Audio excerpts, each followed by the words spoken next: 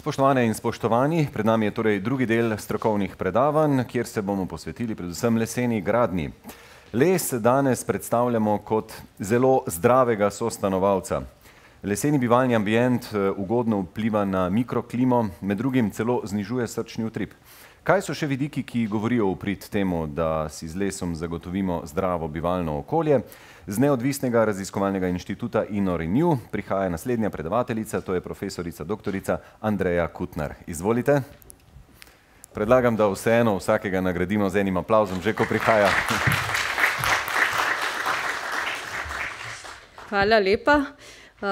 Jaz bom poskušala biti zelo kratka in jedrnata, tako da ne bo prišlo do zamud. Veliko veselje mi je, da sem danes lahko tu z vami. Seveda pomen zdravega, grajenega okolja je tematika, o katerem bi morali govoriti cel popoldne, ampak poskušala bom zelo na kratko navršiti nekaj dejstev, nekaj izzivov, pa nekaj povabil, da lahko skupaj kreiramo zdravo, grajeno okolje. Zdaj, zakaj je tako pomembno? Zato, ker danes v bistvu večina nas v povprečju med 80 do 90% časa preživi v zaprtih prostorih. Na srečo ne živimo vsi v primeru, ki je na sliki, a kljub vsemu dejstvo je, da človek je odrastel, se razvil v naravi in za zdravje človeka je pomembno, da je v naravnem okolju. Zato iščemo rešitve, kako povezati ljudi z naravo, in obstajajo različni načini, kako lahko to storimo. Seveda pa, da lahko to dosežemo v zaprtem, grajenem okolju, pa je nujno potrebno vpeljati interdisciplinarnost in povezati različne vsebine, tako lesarje, gradbince kot psihologe in druge. Sodobne neke paradigme zdravega, grajenega okolja se osredotočajo na tako imenovano restorativno okoljsko oblikovanje ali pa biofilični dizajn, ste verjetno že slišali. Na InnoRenewju pa smo razvili koncept restorativnega, okoljskega in ergonomskega oblikovanja, v katerega vpeljujemo tudi ergonomijo, kineziologijo in na splošno regenerativno oblikovanje. Da to lahko dosegamo, pa je potrebno še vedno veliko novih raziskav, ker si želimo, da imamo na znanstvenih dognanjih utemelječe rešitve, ki jih vpeljujemo v industrijsko prakso. Ekipa, ki na InnoRenewju preučuje to področje, tu pač moram povedati, so oni tisti, ki bi morali govoriti, ne jaz sem bolj kot ne promotor njihovih raziskovanj, a kljub vsemu nekaj primerov, s čim se ukvarjamo, ko govorimo o zdravem, grajenem okolju. Horizon projekt Faraon, v katerem iščemo rešitve za starostnike v domovih starejših občanov, pilot, v katerem implementiramo te rešitve, kako s pametnimi tehnologijami omogočiti zdravo pa regenerativno bivalno okolje starostnikov je v domu starejših občanov v Izoli. Drugo je, da v okviru Erasmus projekta razvijamo materijale za izobraževanje stroke, tako v gradbeni kot v pohištveni industriji, in na kakšen način v bistvu kreirati za starostnike prijazne bivanjske prostore. Primeri, kaj vse vključuje zdravo bivalno okolje, lahko pisarna, kako narediti naše sedeče delo aktivno, da ne pride v bistvu do bolečin in do bolniških, ki so danes povezane z našim sedečim delom. Drugo so šole, razvoj pohištva, za šolskega pohištva, v katerem je v bistvu dejstvo, da 80% otrok nima pravilnih dimenzij v današnjih šolah njihovega pohištva, da bi bilo omogočeno njihovo v bistvu sedenje na zdrav način.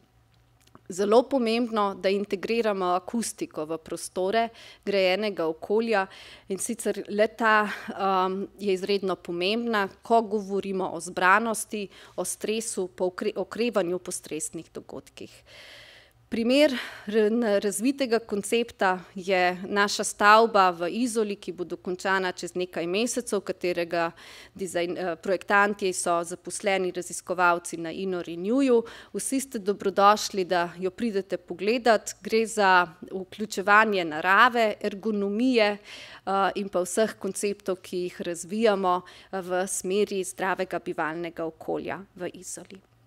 Raziskovanje pa seveda vključuje, da nismo zgolj lesarji dovolj, potrebujemo eksperte, ki znajo zmeriti tudi človeka. Raziskovalna oprema, ki jo uporabljamo pri nas, se navezuje na raziskovalno delo v pisarnah, kako v bistvu lahko omogočimo večjo produktivnost, hitrejše okrevanje po stresnih dogodkih. Bolnišnične sobe, znano je, da bolniki s pogledom na naravo ali s pogledom na naravni material okrevajo hitreje. Naslednji primer so šole in s tem bi vas želela povabiti, predvsem zato, ker vem, da vas je veliko strani industrije, da se nam pridružite in da skupaj kreiramo nove inovativne rešitve in izdelke za zdravo grajeno okolje po konceptu restaurativnega, okoljskega in ergonomskega oblikovanja. Najlepša hvala.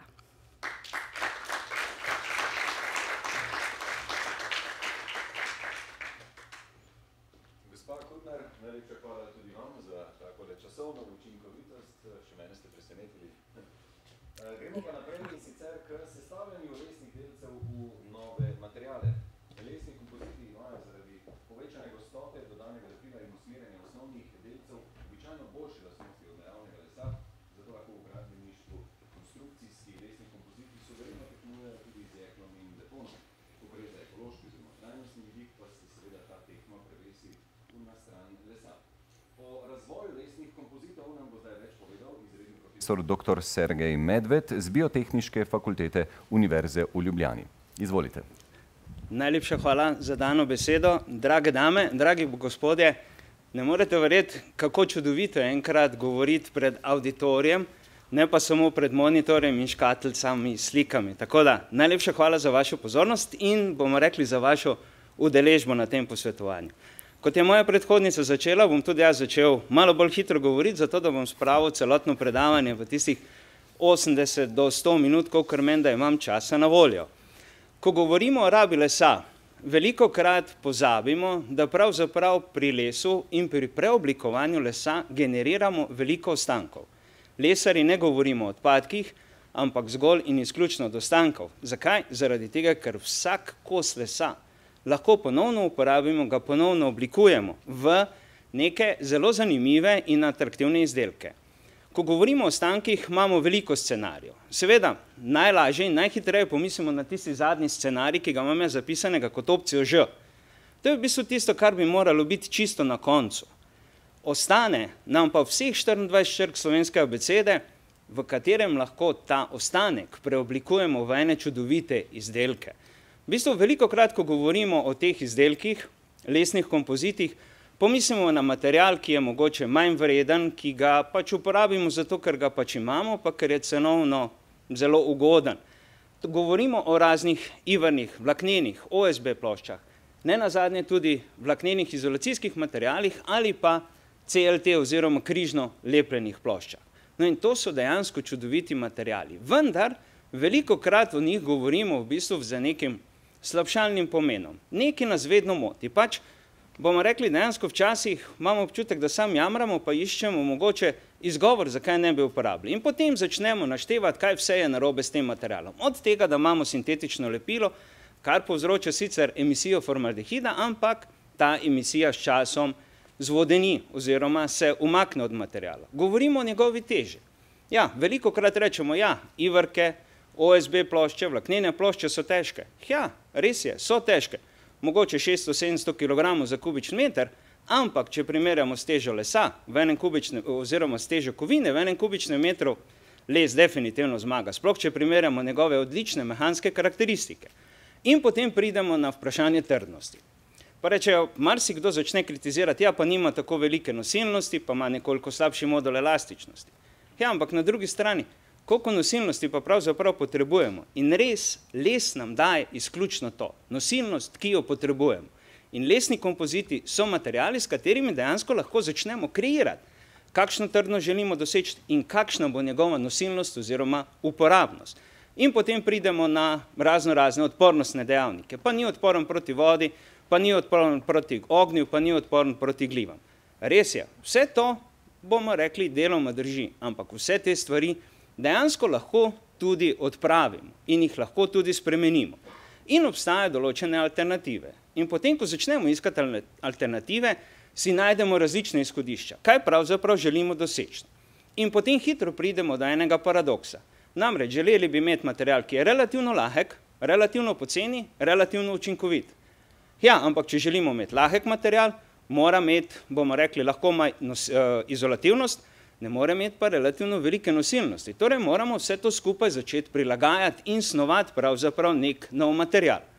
No in ko začnemo ta paradoksalna stanja postavljati v sama izhodišča, hitro pridemo do ugotovitve oziroma se postavimo vprašanje, a pravzaprav lahko rešimo takšen problem. In v osnovi bomo rekli, ja, načeloma je težko, ampak ni pa nemogoče. In pred lesarji pravzaprav nikoli ni nemogočih situacij. Dejansko so izzivi. Torej, kako nekaj narediti še boljšega, bolj učinkovitega. In ko govorimo o izolativnih sposobnostih lesa, vemo, da je dober toplotni izolator. Ampak lahko ga naredimo še boljšega. Izolacijske materiale navadno izbiramo glede na to, kakšna je njihova toplotna karakteristika, kakšna je toplotna prevodnost. Les bomo rekli, ja, mogoče bo izgubil to bitko.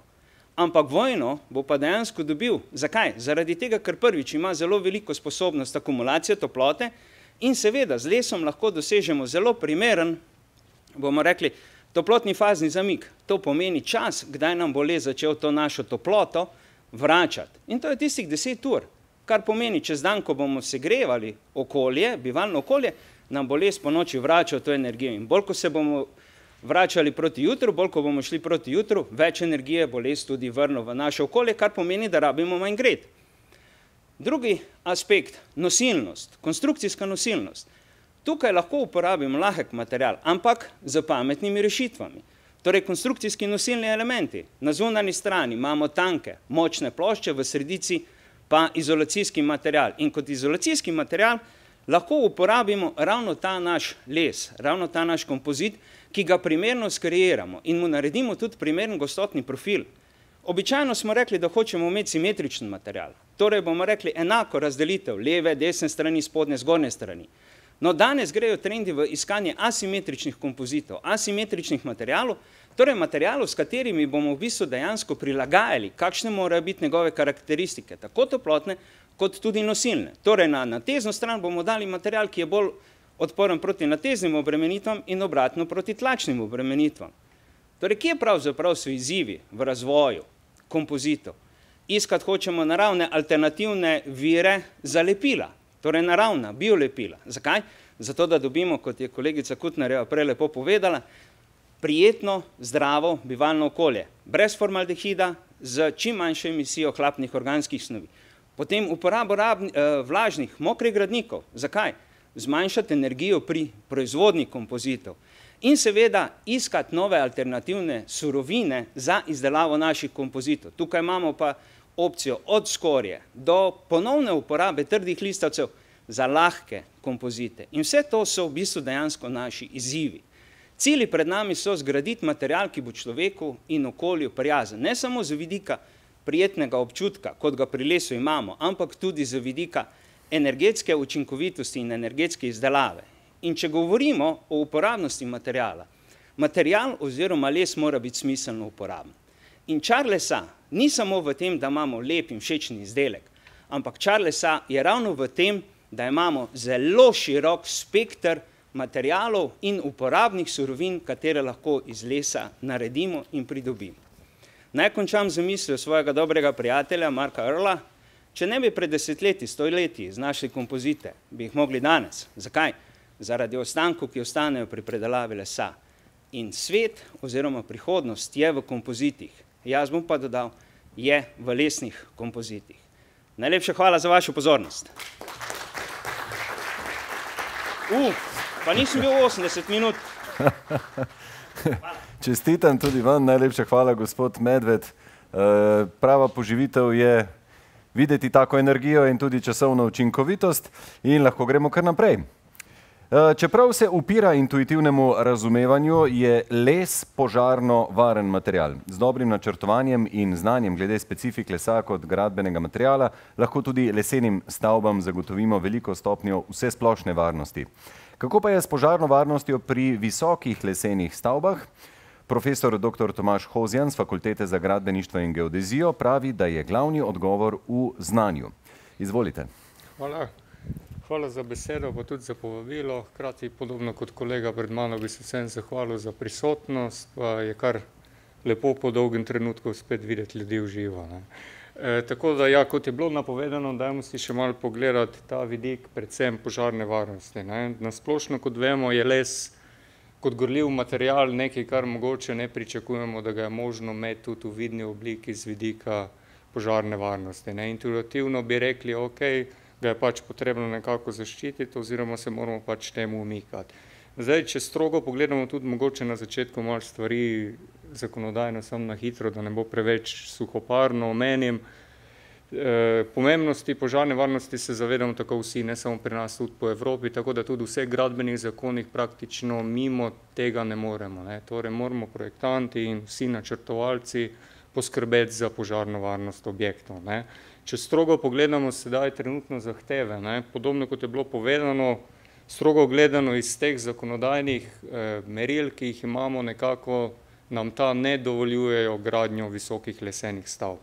Kljub temu pa smo v preteklih 10 letih, kar bom tudi prikazal naprej, lahko opazili, da je kar nekaj visokih stavb bilo zgrajeno. Kako smo sedaj pa lahko prišli do tega oziroma kakšne so rešitve oziroma kaj je potrebno storiti, da lahko, kako bi rekel, še napredujemo na tem področju. Mogoče nekaj malo osnov, da bomo se lažje razumeli. Dostikrat pri požarni varnosti seveda mislimo predvsem s prvi vidik na varnost ljudi, da se varno evakuirajo, hkrati pa je pomembno tudi, da je konstrukcija varna. In v smislu varnosti konstrukcije se nanašamo na neko tako imenovano standardno požarno varnost oziroma standardno požarno odpornost, ki nam pa za razliko od nekega realnega stanja ne pove, kaj se bo dejansko zgodilo z konstrukcijo med požarom.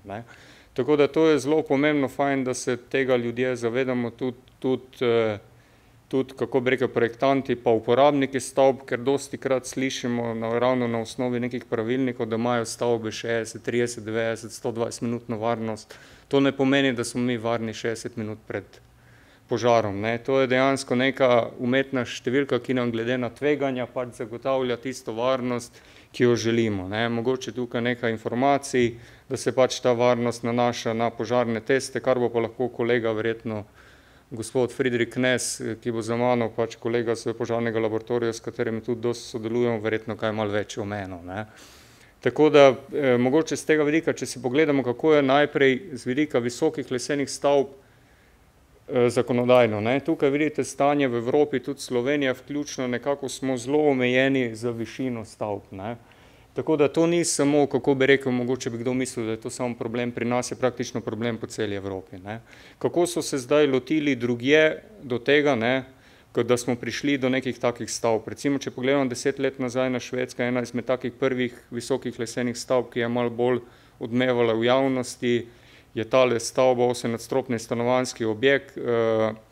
Seveda omogočila je to predvsem uporaba masivnega lesa, križno-lepljenih plošč. Seveda, kljub vsemu, ker gre za neko visoko stavbo, za zagotavljanje požarne varnosti je bilo potrebno še dograditi neke dodatne požarne ukrepe, kot recimo sprinklerski sistemi. Tudi temu, kot bomo videli, se da izogniti. Ampak podoben objekt je tudi tale Stadthaus v Angliji, podoben objekt, spet uporaba križno-lepljenega lesa, za razliko od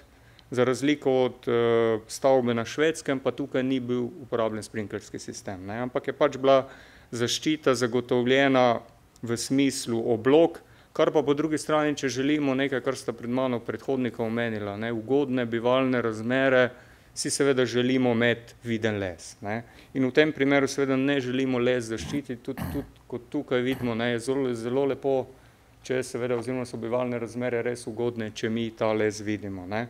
In zdaj, kam smo že napredovali v 10 letih, če pogledamo, praktično smo prišli do poštene visoke stolpnice, skoraj 100 metrov, no, točne 84 metrov. To je objekt v Avstriji, ki je bil prednedavnim dokončan in seveda, kot je kolega z biotehniške fakultete omenil, ključ so bili tudi neki kompoziti, torej uporaba nekih hibridnih lesenih elementov, ki sedaj pa omogočajo, da ima stolpnica tudi viden les. Ne? Seveda, tudi tukaj ni šlo brez neke dodatne požarne zaščite, kot so recimo sprinkerski sistemi, ampak tukaj je zelo specifika pri sprinkerskih sistemih, recimo uporabljen samo za zaščito fasade in podobno. Ne. Torej gre za neke zelo inovativne, napredne načine. Ne. In zdaj, če pogledamo, kaj je bilo skupno vsem tem oziroma vsem temu razvoju, ne, za razliko od nekih standardnih, kar so tudi projektanti navajeni, ne, torej nekih standardnih pristopov projektiranja, je bilo skupno vsem tem objektu uporabiti tako imenovan ciljni način projektiranja. Ne. To je tisti način, ki nam omogoča, ne, kako do tega priti, ne, kako to izvesti, je seveda ključno vprašanje. Seveda to nam omogoča, kar sta praktično že moja predhodnika omenila, nekako skupne znanja z sodelovanjem tako vseh inštitucij, tudi raziskovalnih, kot tudi, kako bi rekel, požarnih laboratorij in tudi samih ministrstev oziroma uradov ter podobnih inštitucij lahko seveda ob neki simbiozi dosežemo, da pridemo do tistih objektov, kot smo jih videli. Ne. Seveda je zato potrebno razumeti neke fizikalne razmere in tudi v zadnjih letih se ogromno raziskav potekla na tem področju. Ne. Tak največji problem lesa, kot sem že omenil, je to oglenenje. Tudi nekako na tem področju, ne samo pri nas, tudi po Evropi poteka ogromno, pa po svetu raziskav. Tako da to je nekako nek tak problem, ki ga bomo, ko ga bomo enkrat malo bolj razumeli, bo še sigurno omogočil še večji razcvet lesenih stavb, v kar ne dvomim. Ne. Tako da mogoče, če bi na tem področju omenil, da sicer tale video se ni zagnal, ampak gre. Tako da to je to, recimo to je tudi, so rezultati ene raziskave, ki smo jih delali s kolegi iz požarnega laboratorija v Zagu. Ne, torej gre za ugotavljanje res razvoja oziroma kaj se dogaja z lesom med požarom dejansko. Torej gre za neke vrste ne samo hibridnih konstrukcij, tudi za neke vrste novih hibridnih testov, kjer za razliko od nekih standardnih testov se posvetimo temu, da želimo ugotoviti, kakšne so dejanske razmere, kajti te razmere nam bojo omogočile, da bomo lahko prišli v prihodnosti do visokih stavb. Tukaj še nekaj malo informacij o trenutnih, kako bi rekel, malo poleg vseh drugih projektih, trenutni projekti, ki menimo, da nam bojo omogočili še tudi na slovenskem prostoru to področje razširiti, tudi nekako prenesti znanje v prakso, predvsem tale projekt Skill to be Fire Expert, je namenjen temu, da bomo znanje, ki ga trenutno imamo na raziskovalnem področju, prenesli samim inženirjem. Hkrati bi pa omenil, da tisti, če bo imel kdo priliko jutri se pridružiti, ravno organiziramo mednarodno konferenco tudi z področja požarnega inženirstva, tako da tam bo ogromno tudi prispevkov za razvoja požarne varnosti lesenih stavb. Tako da tisti, ki imate priliko, ste lepo vabljeni. Pa zaključil bi z mislijo, da podobno kot z gozdovi, tako da če želimo do visokih lesenih stavb in še napredovati, nekako moramo tudi znanje negovati, tako kot naše gozdove. Ne. Hvala za pozornost.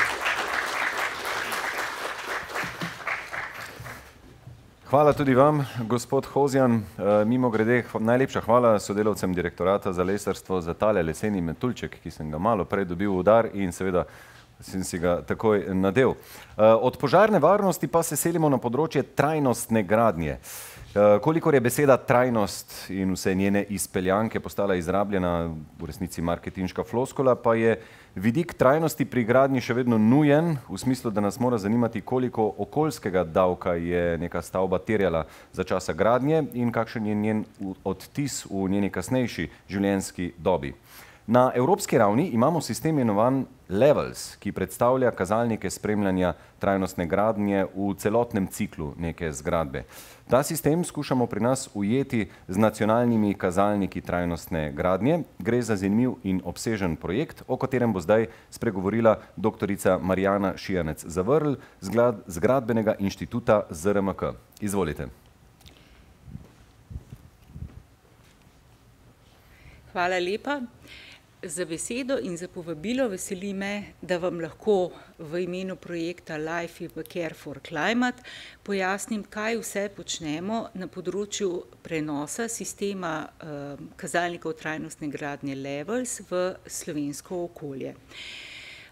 Tudi jaz bi začela z dejstvom, da stavba oziroma stavbni sektor, da je povezan z rabo polovico rabe celotne končne energije in pa da je odgovoren kar za tretjino vseh emisij. Zdaj, po tej plati so stavbe tiste, ki prispevajo generaciji podnebnih sprememb, po drugi strani pa jih te podnebne spremembe tudi zelo prizadevajo. Če k temu dodamo še dejstvo, da večino svojega časa prebijamo v bivalnih prostorih, potem vemo, da morajo te stavbe zagotavljati primerne bivalne in delovne pogoje. Mi danes na področju gradnje in prenove obstoječih objektov izpolnjujemo tiste cilje, ki smo si jih zastavili, ne vem, recimo 10 let nazaj, z večjim ali manjšim uspehom. Seveda gradimo skoraj nič energijske hiše, potem prenavljamo ne z dovolj visoko intenzivnostjo obstoječe objekte. Zavezali smo se tudi k čim večjemu recikliranju gradbenih odpadov, nekoliko pa šepamo na področju uporabe koncepta življenjskega cikla pri gradnji in prenovi stavb in pri gospodarnosti z viri in krožnim ciklom uporabe materialov. Zdaj, seveda situacija je taka, da je Evropa intenzivirala svoja, oziroma bom rekla, naša stališča na področju grajenega okolja in jih ubesedila v tako imenovanem Evropskem zelenem dogovoru iz konca leta 2019, leto pa pol je minilo od takrat. V tem Evropskem dogovoru smo se zavezali za to, da bo Evropa postala podnebno nevtralna celina do leta 2050, kar posledično pomeni intenzivne ukrepe na različnih področjih gospodarstva, tudi tistih, ki so povezani z gradbeništvom in z stavbami.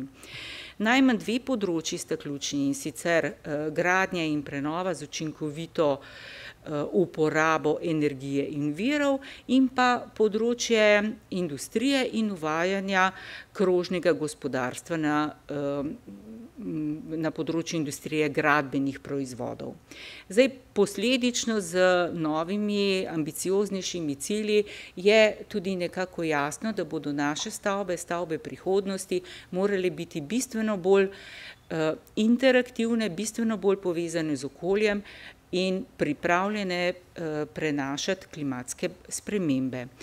Če bi pogledali, pa seveda ne bomo šli v podrobnosti, če bi pogledali najmanj dva strateška dokumenta vezana na Evropski zeleni dogovor, bi v njih lahko razbrali to intenzivno zavezanost za trajnostno gradnjo, za obnovljive surovine, za zapiranje materialnih in energetskih zank in pa tako v strategiji za val prenove stavb, kot v novem akcijskem načrtu za krožno gospodarstvo lahko najdemo omembo okvira za vrednotenje trajnostne gradnje Levels, in sicer v primeru strategije za val prenove stavb v smislu, da nam metrika Levels, torej kazalniki trajnostne gradnje Levels, usmerjajo proces načrtovanja in gradnje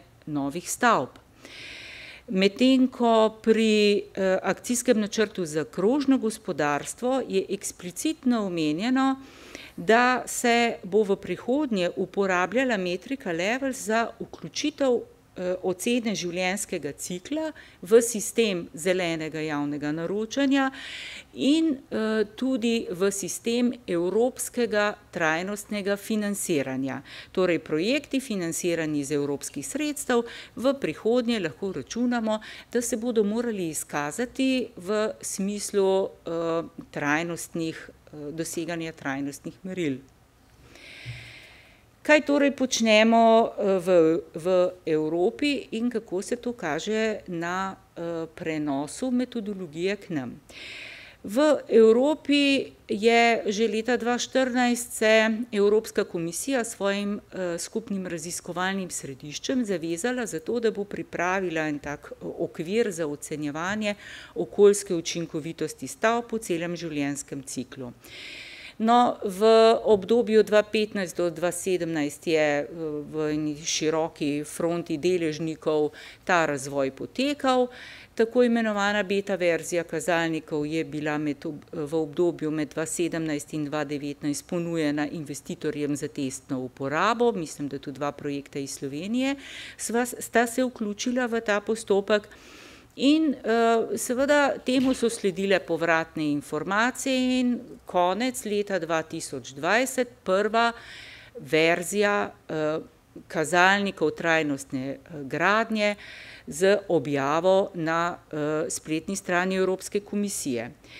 Seveda to še zdaleč ne pomeni, da je metodologija dokončana, vendar glavni obrisi, na podlagi katerih pač mi lahko pričnemo z prenosom, pa seveda so podani.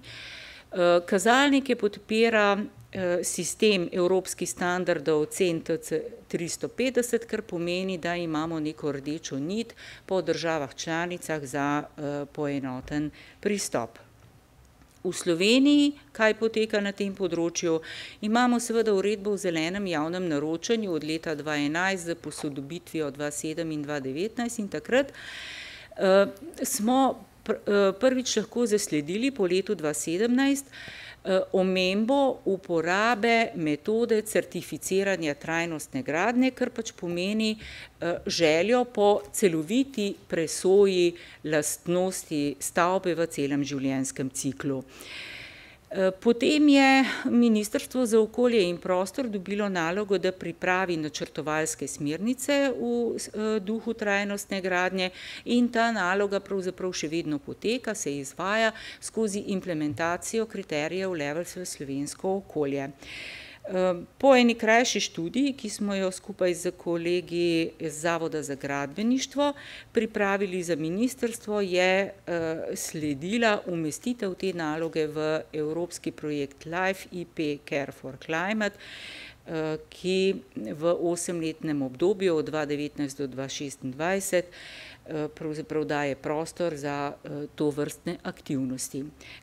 Kakšna je vsebina tega prenosa metodologije za vrednotenje trajnostne gradnje Levels v slovenskem okolju? Mi smo pričeli z posvetovalnimi delavnicami, kjer smo se z deležniki, verjamem, da je bil tudi kdo med vami, na teh naših dogodkih želeli pomeniti, kako vi vidite to problematiko, kakšne so potencialne ovire in priložnosti za prenos tovrstne metrike trajnostne gradnje v slovensko okolje. Potem je na podlagi evropskih dokumentov sledila prilagoditev kazalnikov slovenskemu okolju. Koliko smo bili pri tem uspešni, bo pokazala ta testna faza, ki smo jo začeli v letošnjem letu, kar pač pomeni, da potencialne deležnike, bodisi investitorje, projektante, raziskovalce, študente ali pa vse tiste iz sfere naročnikov javnega ali zasebnega sektorja, vabimo, da povedo svoje mnenje o kazalnikih in če tudi je to ali pozitivno ali negativno. Potem sledi seveda posodobitev in že prvi pilotni projekti. na kar uravnoteževanje pomembnosti posameznih kriterijev v slovenskem okolju z željo, da na to pridemo do točke, ko bomo lahko stavbam zagotovili tudi neke vrste trajnostno oceno, kajti želja ministrstva je, da se slovensko prilagojen sistem Levels potem po možnosti integrira tudi v sistem zelenega javnega naročanja. Zdaj, kako celoten sistem deluje. Situacija je taka, da imamo 16 kazalnikov trajnostne gradnje predvidene v sistemu Levels, ti so razdeljeni na 3 glavna področja, ki zadevajo okolje, človeka in pa ekonomiko. Znotraj področja okolja imamo tako imenovan makrocilj, ki zadeva emisije in energijo v celotnem življenjskem ciklu, potem imamo makrocilj 2, ki govori o zviri učinkovitem in krožnem snovnem življenjskem ciklu stavbe, in makrocilj 3, ki govori o učinkoviti rabi vodnih virov. No, tukaj so potem nanizani kazalniki, ki govorijo o tem, kako se določa ogljični odtis, kako izračunavamo rabo primarne energije, kako zasledujemo ustrezno načrtovanje in ravnanje z gradbenim odpadom in tako dalje, ne bom šla v te podrobnosti. Na področju človeka in skrbi za njegovo zdravje in ugodje imamo 2 makrocilja, zdravje in pa ugodje v bivalnih prostorih, ter makrocilj prilagajanje stavbe in njena odpornost na klimatske spremembe. Tukaj govorimo o 2 zelo pomembnih področjih, o tem, da čim bolj uspešno načrtujemo in izvedemo stavbo z vidika doseganja kakovosti notranjega bivalnega okolja, kjer prednjači gotovo skrb za čisti zrak, ni pa to edino. In pa seveda nas skrbi, zanima nas, kako se bo ta stavba odzivala na prihodnje klimatske razmere, ki so posledica oziroma bodo posledica klimatskih sprememb, tako da v letu 2030, letu 2050 pričakujemo bistveno bolj dinamično vreme, kar lahko vpliva na povečanje potreb po energiji za zagotavljanje bivalnih pogojev oziroma posledično, če to ni ustrezno urejeno, do bivalnega neugodja. In ne nazadnje, zadnji kazalnik, ki sodi pod področje ekonomike oziroma pod makrocilj optimizacija stroškov življenjskega cikla in vrednost stavbe, no tu pa analiziramo vse življenjske stroške zasnovane stavbe in pa analiziramo vplive na vrednost objekta, ki je grajen po trajnostnih smernicah. Zdaj, čisto vsi kazalniki tudi na ravni Evrope še niso pripravljeni, nekaj jih je sivih, tisti nas še čakajo.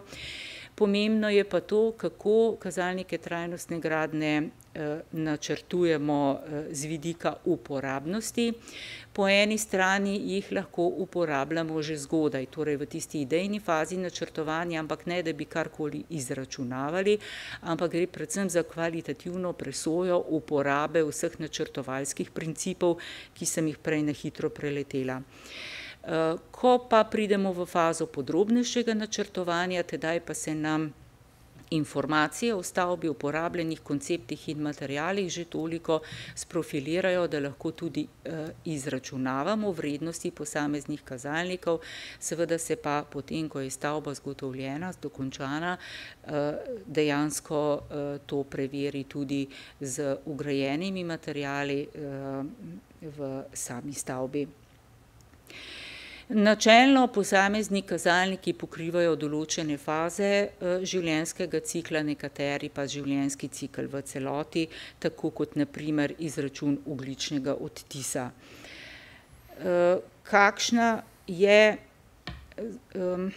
Kaj je največji izziv?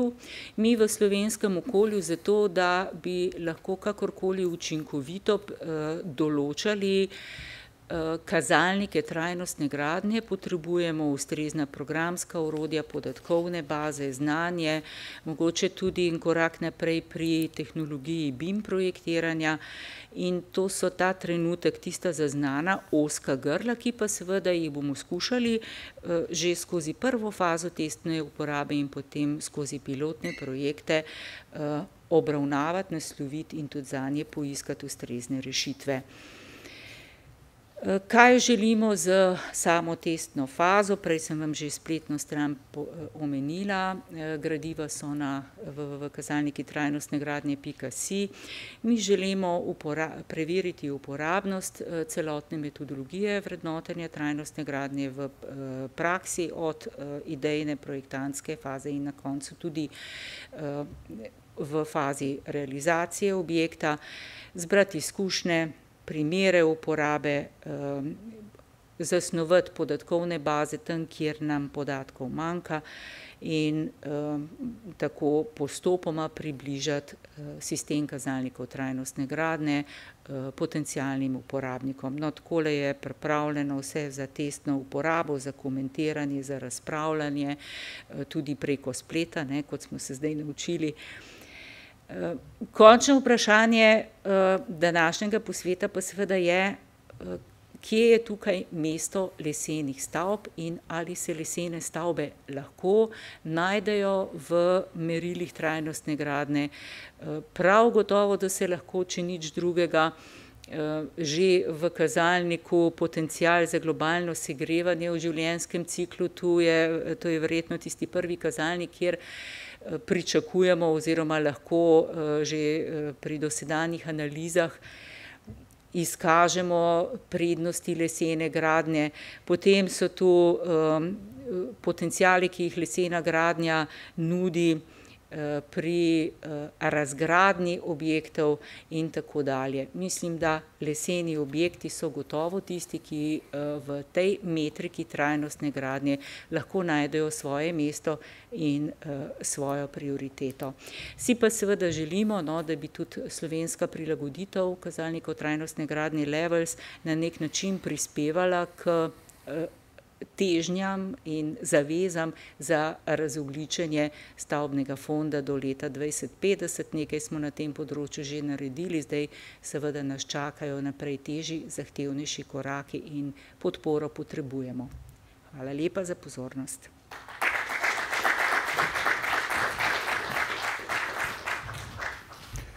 Hvala lepa, gospa Šijanec Zavrl.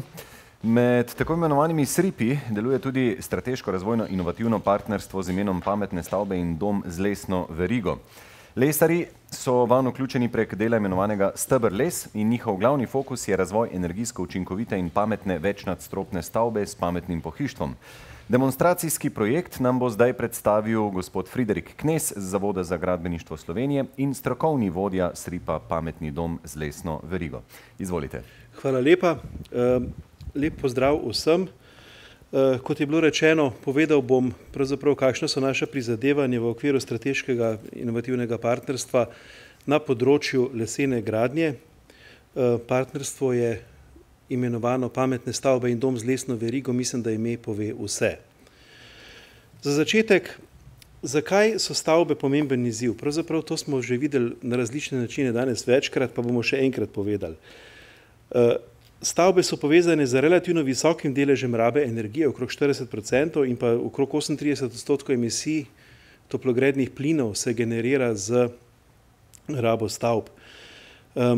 Gradbeništvo tudi generira zelo visok delež odpadkov in pa seveda predstavlja zelo velik potencial za rabo surovin. Tukaj ne govorimo samo o mineralnih surovinah, govorimo tudi o lesu in o krožni rabi lesa, ki je možna, čeprav o tem ne bom posebej govoril tukaj, ampak samo pač povem in poudarjam, rudarjenje materialov, torej za sekundarni cikel, ni možno samo na mineralnih materialih, ampak tudi na biogenih materialih oziroma na lesu.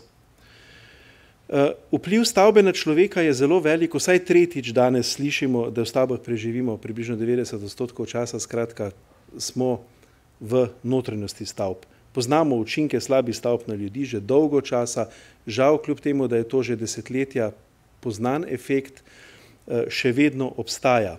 Lesene stavbe tukaj ponujajo neko zelo veliko prednost, kot je Andreja na začetku povedala, imajo zelo dobre učinke na človeka in so res, bi rekel, pravo orodje za oblikovanje res prijetnega okolja. Stavbe pomembno vplivajo seveda na kakovost delovnega okolja, to pa potem posledično tudi na storilnost in nenazadnje na prihodek, oziroma na finančno krvno sliko podjetja. In trajnostne in pametne stavbe so odgovor na to problematiko. Trajnostne in pametne.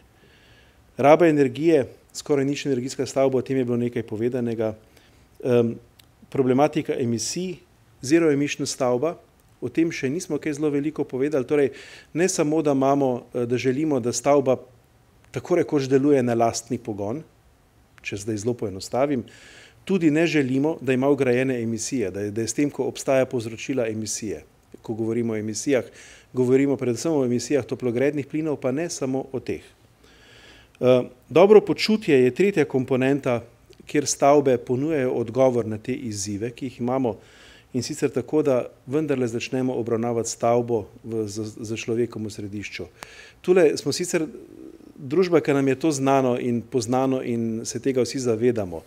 V povprečnem gradbeništvu ni tako. V povprečnem gradbeništvu še vedno gradite stavbo, ljudje bojo pa že noter živeli in se nekako v njej počutili. No, lesene stavbe so odlična priložnost, da se tukaj res naredi korak naprej glede tega. No in če zdaj pogledamo stavbo v središču opazovanja, seveda skoraj nič energijska stavba nosi sabo majhno potrebo po energiji. To definicije se ne bi tukaj spuščal, ampak v principu nam gre za to, da pravzaprav energijo, ki jo potrebujemo, stavba bo vedno potrebovala energijo za delovanje, ampak da jo generiramo na sami lokaciji, na sami stavbi ali v neposredni bližini, po možnosti seveda tako, da je te energije več, kot je potrebujemo, to je izvedljivo, sem prepričan, da bo kakšen primer tudi tukaj povedan. Potem, naj povem, poteka en projekt Dom 24 ur, v katerem pravzaprav to dokazujemo, da je možno za energijo, ki jo na stavbi generiramo, zadostiti ne samo potrebam po energiji za delovanje stavbe, ampak tudi še za mobilnost, govorimo o lokalni mobilnosti, ne o napajanju kamiona, seveda. Torej, skoraj nič energijska stavba je en segment, tako imenovana zero emission stavba, nič emisijska stavba bi lahko rekli, se generira energijo na stavbi z tehnologijami, ki omogočajo nizek odtis energije, nizek odtis CO2. Tukaj je treba eno stvar povedati. Vsi si predstavljamo tukaj fotovoltaiko. Fotovoltaika na stavbi je sicer obnovljivi vir energije nedvomno, vendar zaradi vgrajenih emisij ni tako zelo čista, kot bi človek na prvi pogled mislil. Je še vedno čistejša od energije, ki jo producira termoelektrarna, ampak seveda vendarle drugačna. Stavba mora imeti nizko vgrajene emisije, tukaj nam takoj zazvoni zvonček. Vemo, da les je hranilnik ogljika oziroma CO2 emisij, torej z uporabo lesa lahko to zagotovo dosežemo. To danes ni več nobena novost. In pomembno je pa tudi to, da les lahko tudi recikliramo ali celo izdelke ponovno rabimo. Seveda, zato je treba neke določene procedure narediti, treba je, že ko izdelujemo lesen izdelek, razmišljati, kako ga bomo razgradili oziroma kako ga bomo razstavili ali morda ponovno uporabili. Ne smemo ga zapacati za materijali, ki si jih potem ne moramo stran dobiti, pa so potencialno škodljivi, ampak da se tudi to narediti. In ja, to je ena od točk prihodnosti lesa. No, če zdaj postavimo pa človeka v središče opazovanja, torej ne stavbo, ampak človeka, nas pa zanima seveda kakovost interierja, kako se pač počutimo noter, koliko je stavba funkcionalna, kakšni so prostori, kakšna je estetika stavbe. Z drugimi besedami zanima nas tisto, kar je Marjana prej razlagala, glede trajnostne stavbe. To je pravzaprav isto na drug način.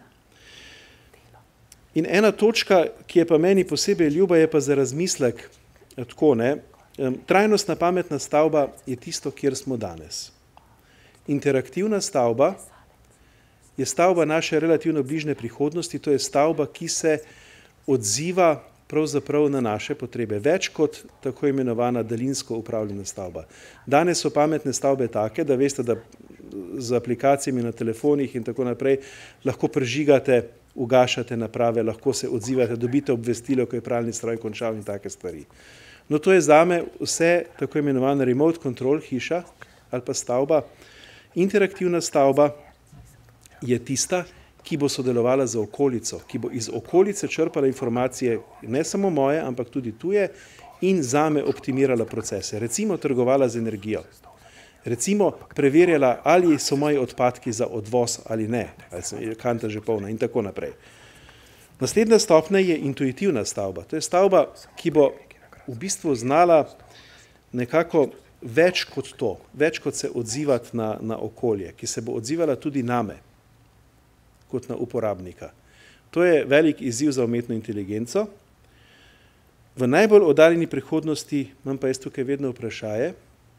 Jaz si tukaj drznem misliti, ampak to je pa čista špekulacija, da tukaj govorimo o tako imenovani emotivni stavbi, kjer vprašanje, če bo inteligenca in logika še vedno v stavbi ali bo že kje drugje, ampak kjer bo ta objekt, celoten objekt pravzaprav moj družinski član. To je taka drzna ideja, ne? Ampak, če dobro pomislite, glede na to, da obstajajo roboti, ki so namenjeni temu, da vas spravijo v dobro voljo, mogoče ni tako zelo nemogoča. Pa če gremo nazaj, kaj zmore lesena stavba? Tlele na levi strani imamo primer, to je sicer render, ampak se zgradi taka stavba po teh načrtih. Dom 24 ur, na desni strani imamo, po mojih informacijah, trenutno najvišjo leseno stavbo v Evropi. Definitivno znamo tole levo narediti. To nedvomno, to je Marles je koordinator tega projekta in to se da narediti. Ta na Norveškem nebotičnik, hotel, leseni hotel, ki recimo zanimivo zanj je, da ima leseno nosilno jedro, to ni betonsko jedro in lesena konstrukcija okrog navešena, ampak je leseno nosilno jedro, za katerega so ugotovili, če se navežem na prejšnji izziv s požarom, da je neverjetno dolg časa ostane in simulacije niso seveda tega kurili zares, ampak simulacija pokaže, da to jedro kot deblo ostane stat. Ne? To se pravi, ko že vse ostalo zgori, jedro še vedno stoji. Je masivno, mislim, da je 1,5 m krat 2,5 metra nekako narejeno, ampak da se to narediti. A to znamo? V Sloveniji ravno ne še, ne? Zato rabimo v bistvu narediti korake. Znamo narediti eno družinsko hišo, znamo pokazati, da je energijsko pozitivna, znamo pokazati, da je zelo prijetna in tako naprej. Naslednji korak ni ravno tak nebotičnik, ampak je večja stavba. Neka vila, bomo rekli, nek stanovanjski blok iz lesa. In to je bistvo tega, čemer se v okviru demonstracijskega projekta na SRIP-u prizadevamo. Želimo združiti potencijale, in sicer tehnične in poslovne. Skupaj moramo stopiti, da bomo znali narediti eno recimo 5-6 nadstropno stavbo, večjo.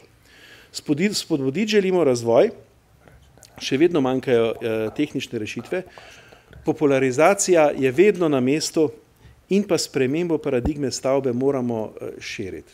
Sej že prihaja, ampak še vedno ni bi rekel, čist sprejeta. Skratka, razumeti moramo, da stavba je namenjena prijetnemu bivanju, ne temu, da stoji, ampak da se ljudje v njej dobro počutimo. To je ključ. Prijetno, zdravo bivalno okolje, se vračamo na začetek, na prvo predavanje, ki je tukaj bilo. No in ta demonstracijski projekt, če ga pogledamo, zdaj ima seveda neke cilje, pokazati in razviti trajnostno nizkoemisijsko stavbo, to je pomembno, dokažemo lahko, da so skupne emisije CO2 negativne, torej da je shranjenega več v lesu, kot je porabljenega v drugih materialih, ker čisto jasno je, da čisto vse iz lesa ne more biti narejeno, to je jasno. Preveriti nove tehnične rešitve, ampak kjer je to smiselno. Tak demonstracijski projekt ni namenjen temu, da bomo mi zdaj probavali 100 rešitev, od katerih jih bo 50 mogoče slabih. To ne more biti, ker bo namenjen dejanski končni uporabi. Ampak tisto, kar pa vemo, da je že precej dobro narejeno oziroma da je dobro, da rabimo samo še piko na i, kako natančno se obnaša, te rešitve pa želimo tudi preveriti v tej stavbi. Pokazati in razviti želimo digitalizirano večstanovanjsko stavbo. Se pravi, nisem se sploh spuščal v tako imenovane digitalne dvojčke, ampak to je, veste, danes imamo vsi senzorje in v stanovanju imamo že itak več senzorjev, kot vemo, ne, pa še več jih bomo imeli. In to je treba nekako smiselno uporabiti za to, da nam stavba služi, da se gremo proti tisti stopni intuitivne stavbe, ki bo rabila vedeti, kaj mi mislimo o stavbi.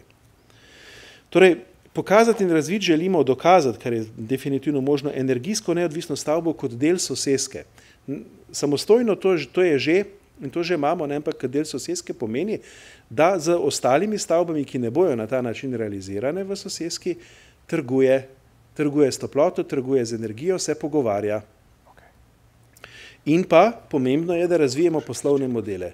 Ne bom tukaj šel v področje, ki ni moje, ampak poslovni modeli lahko prinašajo več, bom rekel, plusa, več dodane vrednosti kot tehnične inovacije. Torej, pogosto zanemarjamo inovacije na poslovnih modelih, to je narobe, želimo jih tudi tukaj imeti. Sodelovanje podjetij za celovito slovensko ponudbo je en tak cilj. To se pravi stopati skupaj in narediti, kar znamo, ne? Model storitve vzdrževanja in tako naprej, da ne gre. Skratka, teh modelov je več. Možnosti, ki se nam ponujajo, žal še ta dogovor ni, bi rekel zdaj, da bi rekli, da je to, žal še ni, pogovarjamo se o tem. Tole je v Kranju, soseska ob Savi, kjer smo se Stanovanjskim skladom Republike Slovenije se pogovarjamo o tem, da bi 2 stavbi, mislim, da je 8 tukaj stavb skupaj, izvedli v leseni gradnji, in sicer eno v okvirni gradnji, eno v CLT gradnji in pokazali, zdaj, eni bojo rekli, pokazali, da niso slabše od masivnih, ampak jaz bi pa rekel, pokazali, da so boljše od masivnih. In to bi izvedli skozi en projekt in to je moja zadnja točka tukaj, ki smo ga takole zasnovali. Seveda začeti je treba s projektno nalogo za gradnjo, tukaj želimo integrirati integralno projektiranje in pa BIM. BIM je tehnologija spet, Building Information Modeling pomeni BIM, ne bom se spet spuščal v to noter, kaj to je, ampak je vsekakor tehnologija, ki nam pravzaprav za kvalitetno gradnjo je nujna. Lahko brez tega gradimo, ampak bomo delali napake in bo na koncu dražje in bomo napake popravljali. IKT tehnologije moramo imeti povezane v sosesko, narediti moramo digitalni dvojček. Želimo se lotiti stavbnega tkiva in sicer te 2 konstrukcije, tako kot smo rekli. Želimo dati tudi beton v temelje, seveda, ampak spet ne kakršenkoli beton, ampak trajnostni beton, to se pravi z recikliranim agregatom in tako naprej.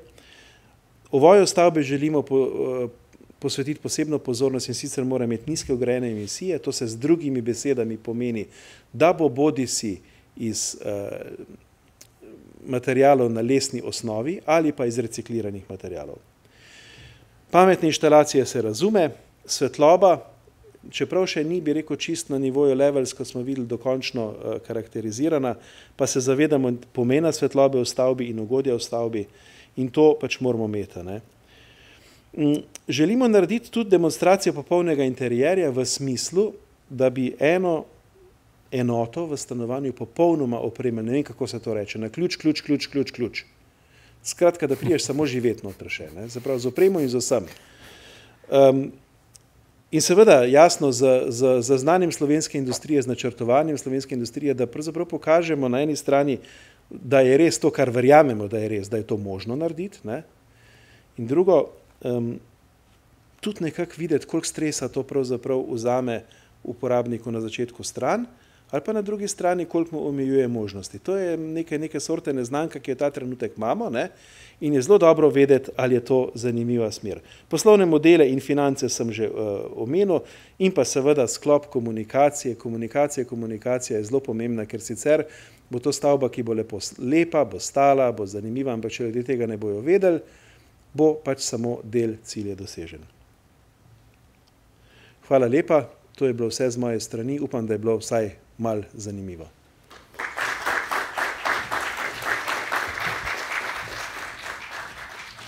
Brez skrbi, da je bilo, najlepša hvala, gospod Knez. Prihajamo proti koncu In sicer pred nami sta še dva primera dobre prakse lesene gradnje v Sloveniji in tujini, kjer glavno vlogo igrajo slovensko znanje, inovativnost in prodornost. Najprej nam bo svojo zgodbo predstavil gospod Peter Podplatnik iz podjetja Marles Hiše. Izvolite. Hvala lepa, hvala za besedo, lep pozdrav. Kot že napovedano, prihajam iz podjetja Marles Hiše. Povedal vam bom rekel, primer dobre prakse, katera ideja je zrasla že ob koncu leta 2016, in sicer, da v samem podjetju, v tovarni, izdelamo visoko kakovostno funkcionalno mobilno enoto, ki jo dejansko izdelamo na ključ, kot je naš predhodnik predpovedal. To pomeni z vgrajenimi vsemi materiali, vključno z kuhinjo, podi, svetili in tako naprej. Cilj je, da ta izdelek izdelamo v celoti v tovarni in ga v enem kosu dokončanega pripeljemo na mesto, ki ga tudi postavimo. Tako smo že v letu 2016 ob sodelovanju ter podpori slovenskega regionalnega razvoja razvili svoj lastni industrijski izdelek, ki smo ga skupaj zasnovali z študijom Kalamar. Namen te modularne gradnje oziroma tega objekta je lahko stanovanjska raba, lahko je v turistične namene, glamping, počitniške enote ob morju, gorah, planinah, kot bivalne enote za starostnike in invalide, v zdravstvene namene, kot bomo potem v nadaljevanju videli, smo že to tudi v praksi izvedli, za specializante, za trenutno situacijo COVID ali pa za naravne katastrofe, kar tudi v nadaljevanju bom predstavil. Kot že omenjeno, je mobilnost tisto, kar se nam zdi zelo pomembno, da ga enostavno premaknemo, enostavno postavimo. To pomeni transportni cestni prevoz, možnost selitve, to pomeni, da lahko tudi mobilno enoto prestavimo in ali pa nadgradimo. To pomeni dva mlajša, ki sta komaj začela skupaj živeti, preden še imata otroka, vzameta najprej en del, potem pa ga nadgradita in lahko potem otroške sobe z kopalnico nadgradimo. Namen seveda je, da je objekt energetsko varčen, to pomeni, da govorimo o skoraj nič energijski stavbi, z popolnoma razgledljivimi materiali, ki smo že danes večkrat slišali. Želimo postaviti neke nove dimenzije udobja, sodoben dizajn, ki bomo potem tudi v nadaljevanju videli, kakovostna izdelava. Osnovni konstrukcijski material, ki je seveda les, lesena okvirna konstrukcija, nekaj fotografij, bom rekel, kako se objekt dokonča v proizvodnji, fotografija iz Švice, ko smo stanovanjsko naselje tudi potem v nadaljevanju postavljali, od spodaj pa bom rekel prevoz, enostaven prevoz, to pomeni cestni prevoz, sicer poseben prevoz, ki se vrši po noči, ampak dejansko brez kakih večjih težav. Pri sami vgradnji materialov seveda smo pazili na to, da uporabljamo lesene materiale, zato tudi vgrajujemo izključno lesena okna in seveda upoštevali vse standarde, to pomeni vse certifikate, vse evropsko tehnično soglasje, sisteme, ki jih pač imamo tukaj. Razvili smo praktično dve liniji, imenujemo Moduline, linija 330 in linija 440. Linija 330 pomeni, da je objekt širok 3,30 m, Moduline 440 pa malo večjo dimenzijo 4,40 m. Druge dimenzije pa so 6-metrski, kar je, bom rekel, 16 kvadratnih metrov, obsega 16 kvadratnih metrov neto stanovanjske površine, 9-metrski, ki obsega 23 kvadratnih metrov, pa 12-metrski, ki obsega 32 kvadratnih metrov. Moduline 440 je malo večji, ga tudi večkrat uporabljamo, pa večkrat smo ga tudi že postavili. 12 metrov dolg, govorimo o modelu, ki ga lahko nadgradimo, kot smo že prej videli, to pomeni z stopnicami. Vkolikor vgradimo stopnice znotraj objekta, pridemo potem na dobrih 75 kvadratnih metrov stanovanjske površine, oziroma kot enojna enota, 14 metrov dolg, kjer pa imamo 50 neto stanovanjske površine, kaj pa že govorimo o dvostanovanjskem stanovanju. Tu še bom rekel na kratko tloris, bom rekel neke idejne zasnove, izdelovane z renderji, kot primer, samostojna enota, potem ta enota, ki se lahko nadgradi, to enoto imamo že tudi postavljeno na našem sedežu podjetja v Mariboru, kjer si lahko tudi seveda tudi ogledate. Model 330 bomo pa postavili v roku enega meseca. Kot omenjeno smo teh objektov že postavili kar nekaj in smo tudi, bom rekel, v koncu leta 2017 je bil projekt, katerega smo mi zgradili, je bil nagrajen z eno najprestižnejših nagrad v lesno-predelovalni industriji v Nemčiji. To je pač, bom rekel, ta nagrada, ki smo jo prijeli. Nekaj primerov dobre prakse, probal bom biti čim hitrejši. To je projekt, ki smo ga naredili v Böblingenu, gre za 28 modulov, gre za stanovanjsko rabo. Čas izvedbe v 4 mesecih je bil zadeve projekt končan komplet z zunajno ureditvijo.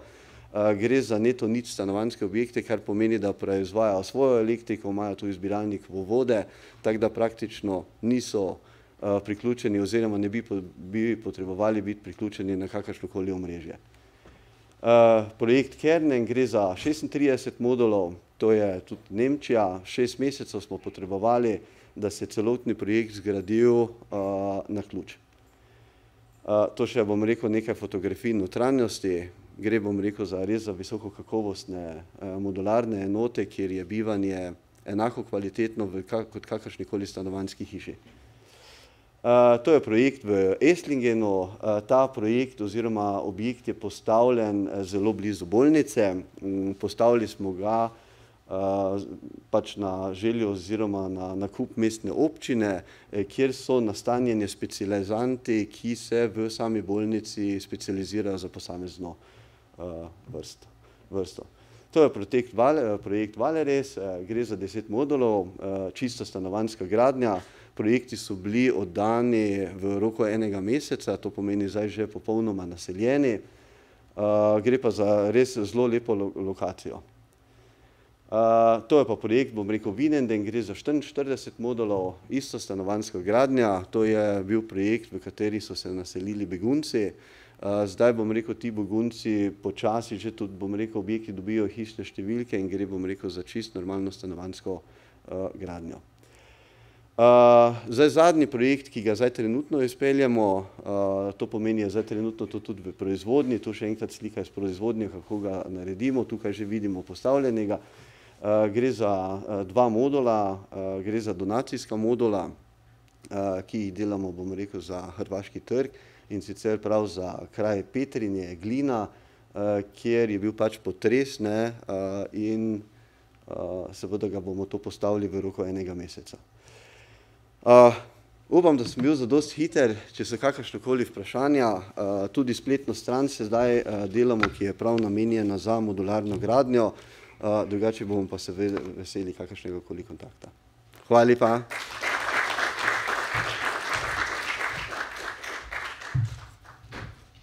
Najlepša hvala gospodu podplatniku. Jaz se upravičujem v imenu našega moderatorja Boštjana Romiha, ki je mogel iti na naslednji sklop na slavnostno podelitev, zato sem malce vskočila, tako da upam, da ne zamerte. In bi kar rada napovedala našega naslednjega govorca, ki pravi takole. Arhitektura je okamenel zapis časa prostora. To je arhitekt Robert Klun iz biroja Magnet Design. Besedo okamenel bi lahko v duhu današnjega dne spremenili mogoče v olesenel zapis časa in prostora, sploh glede na projekt, ki ga je zasnoval in ki mu bo namenil svoj današnji prispevek. In ga kar vabim gor, da nam predstavi slovenski paviljon na svetovni razstavi Expo Dubai.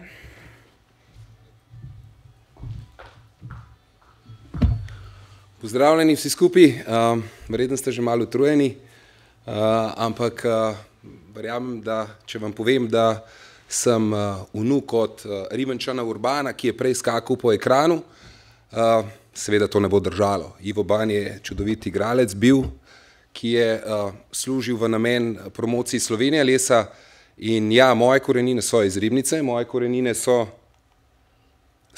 povezane z Ribniško dolino, povezane z lesom, ne samo zato, ker res moja družina širša in ožja izhaja iz tega konca, ampak tudi zaradi tega, ker je v naši družini obrt, povezava z lesom že ves čas. Moj oče je bil v Nemčiji in ko se je vrnil leta 80, malo pred 80, je odprl svojo obrtno delavnico, poznano slovensko oblazinjeno znamko Klun, ki sem jo jaz leta 2000 kot arhitekt nadgradil z programi dizajna in tako naprej. Nekako ves čas povezan z lesom, z to sporočilno trajnostno noto in v osnovi meni trajnostna nota predstavlja predvsem to, da če ti delaš neko stvar kvalitetno, če ti delaš te stvari povezovalno, če ti te stvari delaš tako, da ti naslednja generacija pride, in to se mi zdaj dogaja, ker še zmeri vodim podjetje Klun Ambienti, da se mi vrnejo stranke in pravijo, naši starši so kupili pri vašem očetu, pa bi mi zdaj novo zofo, ker je vaša 20 let zdržala. To je za mene tista trajnost, tista kvaliteta, ki je ves čas v naravnem materialu, v kvalitetni izvedbi, taka, da seveda pač stremi in se nadgrajuje. In sam sem zgodbo nadgradil leta 2000, ko sem diplomiral urbanizem in arhitekturo in se posvetil nadgradnji svojega življenjskega razvoja. Nadgradnja je bila Magnet Design. Danes bom 2-3 besede povedal o Magnet Designu. Magnet Design je dejansko en nov Slovenija les, predvsem za arabski svet. Pred 6 leti, ko sem odprl to zgodbo Magnet Design koncepta, povezal arhitekturo, interior design, proizvodno pohištvo in pa druge pohištvenike, sam design, inženiring in pa turnkey solutions, si morda niti nisem znal predstavljati, kaj pravzaprav pomeni delati v arabskem svetu. Arabski svet je seveda popolnoma drugačen, kot je drugačen naš okolje Evropa. In s priporočili in pa z enim zaupanjem točno takih ljudi, ki jih danes seveda tukaj pogrešam, ker danes smo tukaj tisti, ki poznamo stvari, ki dejansko vemo, zakaj gre in te stvari en drugemu razlagamo in smo že prepričani, upam, da bojo samo mediji povzeli vsa ta čudovita predavanja, ki ste jih pred mano kolegi povedali. Ampak bistvo je, da je slovenska diplomacija naredila ta prvi korak, da sem sam se pred 6 leti srečal z arabskim svetom. Ta arabski svet dejansko je bil nekaj posebnega. Sam kot arhitekt verjamem, da smo mi tisti, ki odkrivamo nove zapise, odkrivamo nove materijale, skrbimo za to, kar se je danes zelo dobro poudarili. Skrbimo, da v tem olesenelem zapisu ali pa kvalitetnem zapisu neke bivanske enote skrbimo, da je bivanje v objektih, ki jih projektiramo, kvalitetno. Ali je to poslovno bivanje, ali je to bivanje dejansko družine, ali je to residential, ali je to hotel, karkoli se dogaja, je pomembno, da mi arhitekti razvijamo te materijale, skrbimo za to zgodbo in seveda dajemo neko višjo vrednost. Sam imam en slogan Touch the Heaven, se pravi, da ljudje ne čutijo drugega kot samo res nek užitek tako na delovnem mestu, kot pa seveda v svojem domu. Nekaj naših projektov, nekaj zgrajenih, nekaj novejših. Sama arhitektura seveda je moja duša, moje srce, moja bit. Bil sem tudi 6 let predsednik Društva oblikovalcev Slovenije, sodelavec, partner, kolega od spoštovanega Jurija Dobrile, ki je res s srcem predan oblikovanju in zgodbi zapisa slovenskega oblikovanja že svoje praktično celo življenje. In vse te stvari, ki jih delamo, mislim, da bi morali delati na tak način, kot se jih dela danes, včeraj, bistveno na višjem nivoju in bistveno bolj povezovalno. In zato bo ta sklop danes moj namenjen ali pa je namenjen eni hitremu apelu na to, da je povezovanje tisto, ki lahko predstavlja luč na koncu tunela, pa ta luč seveda ni vlak, ampak je bistveno boljša zgodba, ki se odraža lahko v novem Slovenija lesu kot takem. Vsi naši projekti, od residential, hotel, pristav in tako naprej, so vedno orientirani v neko razvojno zgodbo, v neko sporočilno zgodbo in pa seveda v sodelovanje z naročniki, sodelovanje z izvajalci kot takimi. Naši interjeri, Arabija, kjer bom v 2-3 besedah kasneje malo več omenil, kraljeva družina Al Rashid, čudovit compound 160 stanovanj z vsemi interjeri, izvedeni projekti v Saudski Arabiji, spodnja slika Hotel Marriott, Pred 6 leti omenjena diplomacija, dr. Robert Kokal je tisti, ki nas je dejansko takrat povezal s arabskim svetom. Ponovno moja družina, Kuvajt, dr. Kersnič in ostale zgodbe so se nekako poklopile in ja, tisti sem, ki je peljal slovensko pohištveno industrijo, slovensko arhitekturo in dizajn v Saudsko Arabijo. V Saudski Arabiji smo zaključili preko 600 hotelskih sob, preko 6 velikih office buildingov, preko 2 velikih molov, sprojektirali čudovite projekte. Konkretno gre za izvedbo hotela Marriott s kompletno slovenskim pohištvom, od luči, lesa, omar, oblazinega pohištva, seveda v klun ambientih in tako naprej. In pa ja, ok, malo za eno češnjo na torti, projekt, ki smo ga zmagali pred 2 leti za NLB, kjer ponovno pa se dotikamo naravnih materialov, vidite zeleno steno. Zelena stena seveda je pač nekaj, kar nas, bom rekel, sploh v zadnjem letu pa pol, toliko bolj povezuje z Arabijo. Naš Expo paviljon, ki je prav to, kar sem pač prej povedal. Se pravi, element, ki sem ga zasnoval v januarju 2019, zmagal na natečaju kot Magnet Design, povabil k sodelovanju kolega Perša in z mojo čudovito ekipo naredil nekaj, kar res lahko rečemo je nek poseben odnos Slovenije, poseben odnos pameti na arabskem vročem soncu. Kaj to pomeni? To pomeni, da govorimo o 3 layerjih. Prvi layer je voda, spet vemo zakaj, ker je slovenska voda tista, ki je tako raznolika, ki ima vodo, ki je najbogatejša z magnezijem, ki ima potoke, ki ima reke, jezera, ki ima morje, ki ima dejansko pitno vodo na vsakem koraku v Sloveniji. Na tej vodi, na Aladinovi vodni blazini, lebdi gost, slovenski gost, 60% slovenskega gozda je dejansko naša duša ali pa, bomo rekel temu, pljuča Evrope. In preko vsega tega spet moje korenine, se pravi, govorimo o ribnici, govorimo o ribniški košari, prej tisti Ribenčan Urban sestavljal tiste vrbe in jih pletu v eno zanko, ki je ponovno kot patchwork povezava Arabije in Slovenije. Kaj pravzaprav je ta paviljon? Ta paviljon ne predstavlja popolnoma nič drugega kot eno zelo preprosto idejo, ki z zelo pametnim oblikovanjem sledi trajnosti, sledi naravni zgodbi, sledi povezovalni zgodbi. Ta paviljon dejansko je kri in pot mojih kolegov, mene in tako naprej, predstavlja eno zgodbo 6 čudovitih nagrad, ki smo jih dobili, 3 mednarodnih, zaenkrat pa se še postavljeni, tako od Los Angelesa do ravno prejšnji teden Big C nagrade v Sloveniji, do Going Green Global nagrade. In daje nam samo eno potrditev, da dejansko Slovenci nismo tako majhni, kakor se v številki odražamo. Dejansko znamo delati neke pečate, dejansko z nekim pametnim pristopom in to je to. Vse, kar se zgodi, je narejeno na eni idejni zasnovi. In ta idejna zasnova, če je pametna, če je pametno orientirana, nima meja. Kaj to pomeni v kontekstu arabskega sveta? V arabskem svetu si nekaj takega pravzaprav pred 1 letom pa pol, 2 nisi mogel zamisliti. Ko smo mi zmagali na tečaj, je ministrstvo pozvalo, pomagajte nam speljati procedure. In ugotovili smo, da rabimo 2 pomembni stopnici preskočiti. Prva stopnica je bila concept design in smo rekli, ok, les ni gradben material v arabskem svetu, kaj naredimo? Ja, naredimo to, da naredimo prvi concept design kar v betonu.